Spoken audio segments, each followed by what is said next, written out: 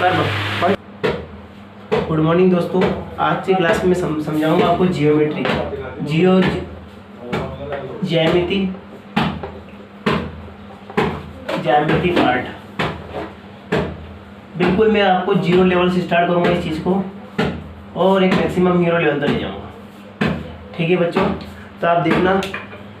सबसे पहले मैं आपको बताऊंगा कि बिंदु की परिभाषा क्या होती है, बिंदु किसे कहते हैं। बिंदु देखो, जियोमेट्री में कोई परिभाषा नहीं होती वास्तविक तौर पर, फिर भी मैं मेरे पॉइंट ऑफ व्यू से आपको बताना चाहूँगा। बिंदु ऐसा आकृति होती है, बिल्कुल एकदम सूक्ष्म आकार की आकृति होती है। जैसे मान लो एक बिंदु है ना, जिसको अपन पेन या पेंसिल के माध्यम से दर्शा सकते हैं जनरली। अब मैं बात करता हूँ बिंदु की, तो बिंदु एक बहुत सूक्ष्म आकृति, क्या है, सूक्ष्म आकृति। क्या है बच्चों, सूक्ष्म आकृति है, जिसकी ना तो लंबाई होती है और न ही क्या होती है बच्चों, चौड़ाई होती है। आई बात समझ में आपको इतनी, ना तो उसकी लंबाई होती है और न ही चौड़ाई होती है। ठीक है, उसके बाद अपन बात करते हैं रेखागण। बिंदु के बाद की बात करते हैं अपन रेखा, है ना। रेखा किसे कहते हैं, रेखा एक ऐसी सरल आकृति है जो दोनों ओर अनंत लंबाई तक बढ़ाई जा सकती है। जिसकी मतलब कहने का आशय ये है कि इसका कोई फिक्स पॉइंट नहीं होता है ना, दोनों तरफ इसको अनंत तक बढ़ाई जा सकती है। अनंत का मतलब आप जानते हो, है ना, जिसका कोई अंत ना हो उसे हम क्या बोलते हैं, अनंत बोलते हैं। ठीक है, उसके बाद तीसरे नंबर पे आती है रेखाखंड। क्या बोलते हैं इसको, रेखाखंड बोलते हैं। क्या बोलते हैं बच्चों, रेखाखंड। तो रेखाखंड किसे कहते हैं, रेखाखंड जो है एक रेखा का टुकड़ा होता है ना, रेखा का एक छोटा सा टुकड़ा क्या कहलाता है। जैसे मान लो ये रेखा है, मान लो ये जो एक रेखा है, इसका मैं यहाँ से इसको डिफाइन कर दूँ, ये चीज़ जो है ये क्या कहलाती है बच्चों, रेखाखंड कहलाती है। ठीक है, तो इसको बोलते हैं अपन रेखाखंड। रेखा का एक छोटा सा टुकड़ा क्या कहलाता है, रेखाखंड कहलाता है। आई बात समझ में इतनी। अब बात करते हैं अपन रेखाखंड के बाद प्रतिच्छेदी रेखा, है ना। चौथे नंबर बात करते हैं अपन प्रतिच्छेदी रेखा किसे कहते हैं ना। तो प्रतिच्छेदी रेखा जो है, प्रतिच्छेदी रेखा ऐसी दो रेखा जो एक दूसरे को आपस में प्रतिच्छेद करती है, अर्थात काटती है। जैसे मान लो ये एक रेखा है, ये एक AB ये है जो एक AB रेखा है, इसके ऊपर एक ये CD रेखा है। इसने यहाँ पर एक बिंदु पे इसको, इन दोनों रेखाओं को आपस में यहाँ पर काटा। तो इस बिंदु क्या बोलते हैं अपन, प्रतिच्छेदी बिंदु बोलते हैं। क्या बोलते हैं, इंटरसेक्टिंग पॉइंट बोलते हैं ना, प्रतिच्छेदी बिंदु इंग्लिश में बोलते हैं इसको, इंटरसेक्टिंग पॉइंट। ठीक है, अब बात करते हैं अपन उसके बाद त्रिभुज और त्रिभुज के प्रकारों की बात करते हैं ना। तो आप इसको नोट कर लेना ना, स्क्रीनशॉट लेके। बात करते हैं अपन इसके आगे, त्रिभुज किसे कहते हैं ना। त्रिभुज देखो, नाम में इसका अर्थ छुपा है, त्रिभुज। त्रिभुज किसे कहते हैं मेरे प्यारे छात्रों, त्रिभुज उस आकृति को कहते हैं जिसके अंदर 3 भुजा, कितनी, देखो 3, तो देखो सबसे पहले मैं आपको बना दूँ, ये देखो ये एक आकृति है ABC, जिसके अंदर 3 तो भुजा होती हैं, 3 शीर्ष होते हैं और 3 एंगल होते हैं ना। देखो ये 3 एंगल, तो जिसके अंदर क्या क्या होने चाहिए, सब 3 होने चाहिए। देखो सबसे पहले 3 क्या होने चाहिए, 3 तो भुजा होनी चाहिए, मतलब इंग्लिश में बोलते हैं इसको साइड्स, है ना। उसके बाद 3 कोण होने चाहिए और 3 शीर्ष हो। जब भी आपको किसी एक सरल आकृति, एक बंद आकृति, और एक और क्या होती है, बंद आकृति ना, ये बाद में बोलना भूल गया आपको, बंद आकृति होती है। ठीक है, क्या होती है मेरे प्यारे छात्रों, बंद आकृति होती है। त्रिभुज जो है, ट्रायंगल जिसको इंग्लिश में बोलते हैं, इसके अंदर 3 तो वर्टेक्स होते हैं, 3 साइड्स होती हैं और 3 जो है एंगल होते हैं। ठीक है, इसके अंदर भी बहुत सारे प्रकार के त्रिभुज भी बहुत सारे प्रकार के होते हैं। मेनली 3 प्रकार के होते हैं। सबसे पहले होता है समबाहु त्रिभुज। देखो अपन लिखते हैं types of triangle, types of triangle. तो ट्रायंगल कितने प्रकार के होते हैं, 3 प्रकार के होते हैं मेनली। एक होता है समबाहु त्रिभुज, जिसको बोलते हैं अपन इक्विलैटरल ट्रायंगल, है ना। समबाहु त्रिभुज क्या होता है, समबाहु त्रिभुज के बारे में चर्चा करें। उसके बाद होता है विषमबाहु त्रिभुज। क्या होता है, विषमबाहु त्रिभुज होता है ना। तो हम विषमबाहु त्रिभुज के बारे में चर्चा करेंगे। उससे पहले मैं लिख दूं यहाँ पर विषमबाहु त्रिभुज, विषमबाहु त्रिभुज। तीसरे नंबर पर होता है समकोण त्रिभुज, है ना। देखो नाम से एक समकोण मतलब एक कोण जो है, कोई भी एक कोण जो है, समकोण त्रिभुज जो है उसका एक कोण 90 डिग्री का होता है ना। अपोजिट एंगल जो है वो क्या होता है, सम होता है। चलो ठीक है, तो देखो समबाहु त्रिभुज का मतलब होता है, देखो नाम के और अंदर ही इसका अर्थ छुपा हुआ होता है। नाम जो है इस नाम के अंदर आपको पता चल जाएगा। देखो नाम क्या है, समबाहु त्रिभुज। तो समबाहु त्रिभुज का मतलब क्या होता है, समबाहु मतलब तीनों भुजाएं क्या होती है, समान आकार की होती है, मतलब समान लंबाई की होती है। जैसे कि मान लो इसकी लंबाई 5 सेंटीमीटर, तो इसकी 5 सेंटीमीटर हो जाएगी, इसकी भी 5 सेंटीमीटर हो जाएगी। मान लो इसकी 6 सेंटीमीटर है तो इसकी भी क्या हो जाएगी 6, इसकी भी 6। तो समबाहु त्रिभुज किसको बोलते हैं बच्चों, जिसके तीनों भुजाएं क्या होती है, समान होती है ना, जिसका आंकिक मान जो है तीनों का समान होता है। उसके बाद विषमबाहु त्रिभुज में क्या होता है, विषमबाहु त्रिभुज में कुछ अलग होता है। विषमबाहु त्रिभुज में तीनों भुजाओं की लंबाई क्या है, जो बराबर नहीं होती है और समान होती है। कहने का मतलब ये, जैसे मान लो ये वाली भुजा ले लेते हैं, ये वाला त्रिभुज जो है क्या है, विषमबाहु त्रिभुज। ठीक है, इसमें मान लो इसकी 7 सेंटीमीटर है, इसकी 8 सेंटीमीटर और इसकी 6 सेंटीमीटर है। तो तीनों भुजाएं जो कि अलग अलग हैं, तो ये वाला त्रिभुज क्या कहला जाएगा, विषमबाहु त्रिभुज कहला जाएगा अपना। ठीक है, उसके बाद हम बात करते हैं समकोण त्रिभुज। समकोण त्रिभुज एक ऐसा त्रिभुज जिसके अंदर एक कोण जो है 90 डिग्री का होता है, ये 90 डिग्री का। ठीक है, तो एक एंगल जो है 90 डिग्री का होता है, उसको अपन क्या बोलते हैं, समकोण, जिसमें यह कोण भी बराबर क्या है, 90 डिग्री है। इतनी बात समझ आई आपको। अब बात करते हैं अपन त्रिभुज के बारे में, उसके बाद चतुर्भुज और चतुर्भुज के प्रकार। तो चतुर्भुज में क्या होता है बच्चों, चतुर्भुज जो है उसके अंदर 4 भुजा होती है। कितनी, देखो नाम से पता चल रहा है चतुर्भुज।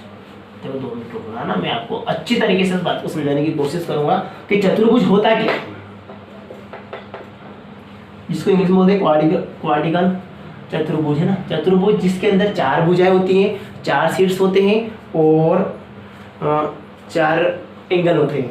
तो 4 एंगल जो होते हैं, 4 एंगल थोड़ी सी प्रॉब्लम आएगी अपने को, बट समझ में आ जाएगा।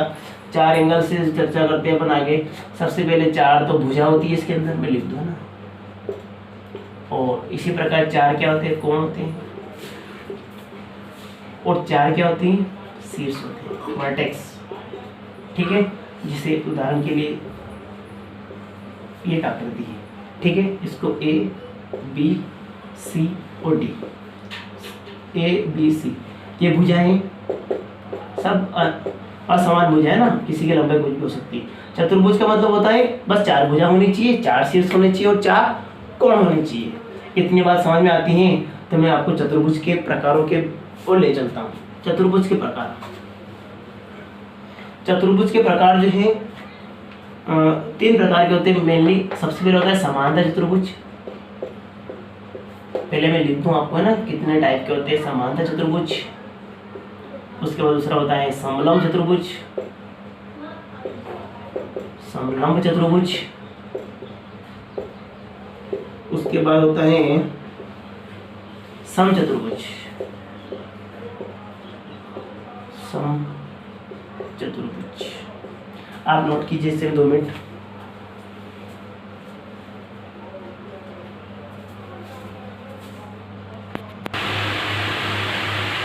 ये मैंने यहाँ पर दर्शा दिया आपको। चतुर्भुज 4 प्रकार के, 3 प्रकार के होते हैं, समांतर चतुर्भुज, समलंब चतुर्भुज और समचतुर्भुज। समांतर चतुर्भुज में क्या होता है, 2 भुजाएं जो आपस में क्या होती है, समांतर होती है। जैसे मान लो ये वाली भुजा और ये वाली भुजा, ये दोनों की लंबाइयाँ क्या है, आपस में बराबर होती है, इस प्रकार से। ठीक है, ये राइट एंगल क्या हो जाएगा, ये समांतर चतुर्भुज हो जाएगा। A, B, C और D से क्या है, वर्टेक्स है, और ये वाली भुजा ऐसा मान लो, इसको A मान लो, इसको B मान लो, इसको C मान लो, इसको तो A, B, C और D भुजा, तो ये क्या है, लंबाई। ठीक है, इसको अपन क्या बोलते हैं, समांतर चतुर्भुज। समांतर चतुर्भुज जो है इसके विकर्ण में परस्पर क्या होते हैं, लंब होते हैं। देखो इसके बाद में इसकी विकर्णों को परस्पर विकर्ण जो है ये क्या होते हैं, प्यारे तत्व।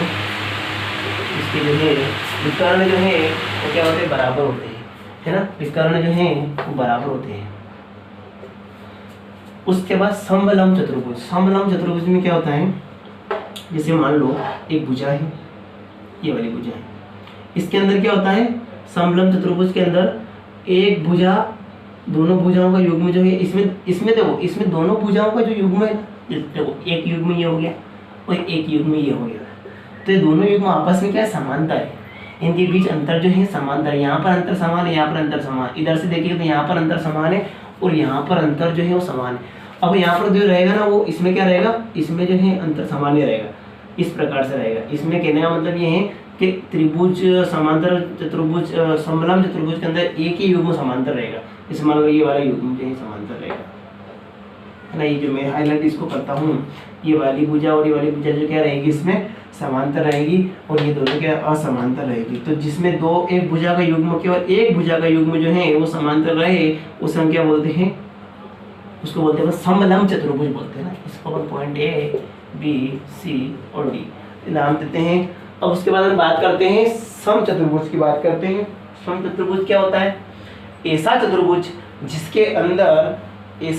जिसके अंदर जो है चारों भुजाएं समान, चारों कोण समान और चारों एंगल समान, जैसे 90 डिग्री। चतुर्भुज के चारों कोणों का क्या होता है बच्चों? 90 डिग्री होता है ना। ये ए बी सी और डी, ये चार कोण हैं। चारों कोणों का समान, भुजा की लंबाई भी समान रहेगी, है ना। चारों भुजा की लंबाई भी क्या रहेगी? समान रहेगी। इसके अंदर उदाहरण आते हैं, जैसे मान लो पतंग देखा होगा आपने ना, पतंग जो देखा होगा, पतंग जो चारों तरफ से बराबर रहती है, पतंग है, वर्ग कह सकते हैं, है ना। और इसके अंदर क्या आयत आ जाएगा, क्या आ जाएगा इसके अंदर? आयत आ जाएगा। तो सभी समांतर चतुर्भुज आयत होते हैं। इसी प्रकार समांतर चतुर्भुज भी वर्ग होते हैं, समांतर चतुर्भुज पतंग होते हैं। आई बात समझ में? अब अपन नेक्स्ट क्लास में सीखेंगे बच्चों, मैं आपको टॉपिक का नाम बता दूँ। अपने टॉपिक का नाम रहेगा वृत्त, इसको सर्कल बोलते हैं, रेडियस त्रिज्या, उसके बाद त्रिज्यखंड, अर्धवृत्त और समकोण हो चुका है ना, ऋजु कोण, प्रतिवर्ती कोण, जितने भी रेखाओं और कोण के बारे में चर्चा करूँगा। तो आप अच्छी तरीके से इसको नोट कीजिए और सभी दोस्तों के साथ शेयर कीजिए ना। ये यूट्यूब पे जो है मेरा लगभग चौथा या पांचवा समथिंग वीडियो है, तो इसको आप ज़्यादा से ज़्यादा शेयर कीजिए और अपने दोस्तों को बताइए कि अपने दोस्तों को फ़ायदा दीजिए कि सर जो है, सर का जो है देखो। और सब्सक्राइब तो बनता है ना, क्योंकि आपके लिए इतनी मेहनत करते हैं, हमको मोटिवेशन मिलता है। यदि आप इस चीज़ को हमको बताओगे, हम हमारे इसमें इम्प्रूव करेंगे। और यदि कोई आपको कोई मिस्टेक लगे तो आप कमेंट जरूर करिए ना, ताकि हमको उससे पता चले कि हमें कहाँ पर गलती है, हमें कहाँ पर गुंजाइश है गलती को सुधारने के लिए, आदि बातें हम सीखेंगे। धन्यवाद, टेक केयर, बाय बाय।